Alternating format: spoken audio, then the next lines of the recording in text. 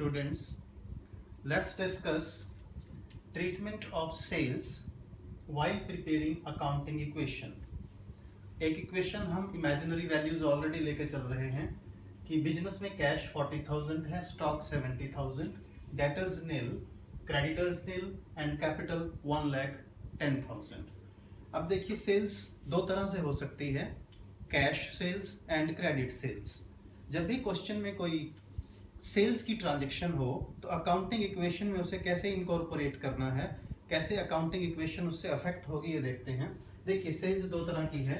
When it comes to cash sale, देखिए sale कोई भी हो उसमें तीन चीजें इन्वॉल्व होंगी। कॉस्ट यानी जो गुड्स हमने सेल किया हमारे लिए उसकी कॉस्ट कितनी थी, प्रॉफिट या loss, and then sales value यानी सेलिंग प्राइस। और इसी तरह वो तीन हेड्स को कम से कम अफेक्ट करेगी। देखिए जो कॉस्ट होगी that will be deducted from stock. इसको नोट करते रहे स्टूडेंट्स साथ साथ। जो भी हम सेल करेंगे उसकी जो कॉस्ट होगी that will be deducted from stock, यानी उसे स्टॉक में से माइनस कर दिया जाता है। प्रॉफिट होगा तो that will be added to capital, and if there is any loss, अगर कोई लॉस हुआ तो उसे कैपिटल में से माइनस कर देंगे। देन सेल्स वैल्यू, जितने में हमने गुड्स सेल किया है, अगर वो कैश सेल है तो कैश हमारा प्लस हो जाएगा उस अमाउंट से, प्लस कैश। यानी कैश सेल का इफेक्ट देखिए थ्री हेड्स पे पड़ेगा अकाउंटिंग इक्वेशन में। एसेट साइड स्टॉक कम हो जाएगा, कैश प्लस हो जाएगा, और लाइबिलिटी साइड हमारे कैपिटल में प्रॉफिट का अमाउंट ऐड हो जाएगा। तो ये था हमारा, this was about cash sales. अब चलिए क्रेडिट सेल को भी डिस्कस करते हैं। This is credit sale. Credit sale से हमारे जनरेट होते हैं debtors. The person to whom we make sales are termed as debtors, यानी हमारे डेटर्स बन जाएंगे। और डेटर्स हमारी एसेट है, देखिए it is a current asset. तो देखिए क्या होगा, जो हमने क्रेडिट सेल की है उसमें भी कॉस्ट इन्वॉल्व होगी, प्रॉफिट या लॉस होगा, हम प्रॉफिट मानकर चल रहे हैं, पॉजिटिव लेकर चल रहे हैं, और उसमें क्रेडिट सेल का अमाउंट यानी सेल्स वैल्यू होगी, हमने गुड्स कितने में सेल किया है। तो देखिए कॉस्ट को कहां से माइनस कर सकते हैं, एज यूजुअल स्टॉक में से माइनस होगा एसेट साइड में, प्रॉफिट कैपिटल में ऐड होगा, और जो सेल्स वैल्यू है उससे हमारे डेटर्स प्लस हो जाएंगे एसेट साइड में, डेटर्स। तो ये तीन जगह इफेक्ट पड़ेगा क्रेडिट सेल का भी। देखिए एक बार फिर देख लें स्टूडेंट्स, कॉस्ट स्टॉक में से माइनस, प्रॉफिट कैपिटल में ऐड होगा, और जो सेल्स वैल्यू है जितने का हमने गुड्स सेल किया है उससे हमारे डेटर्स एसेट साइड में अलग से हेडिंग होगा डेटर्स का, डेटर्स में प्लस हो जाएंगे।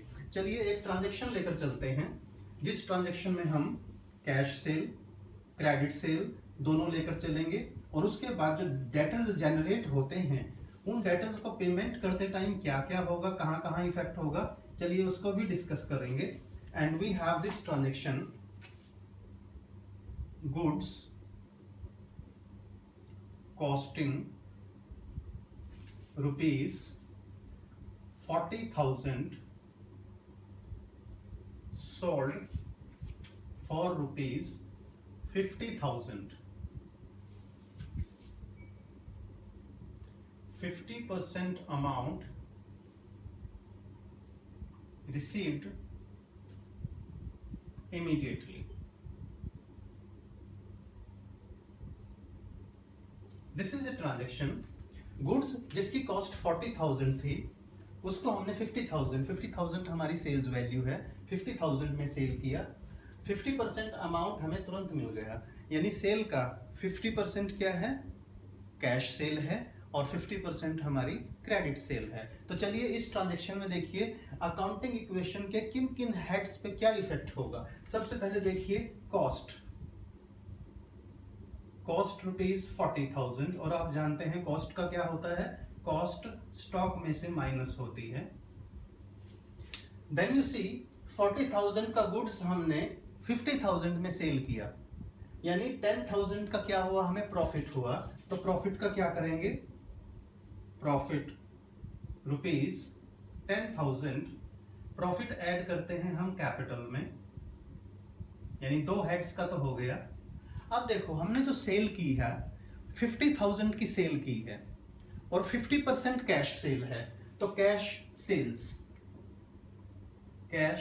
सेल्स हाफ हुई यानी 25,000। ध्यान से देखिए स्टूडेंट्स, 50,000 की टोटल सेल है, उसका हाफ कैश सेल है, तो 25,000 हमारे पास कैश आ गया, तो एसेट साइड हमारा कैश हेड में ऐड हो जाएगा। एंड 50% जो है remaining, that is credit sales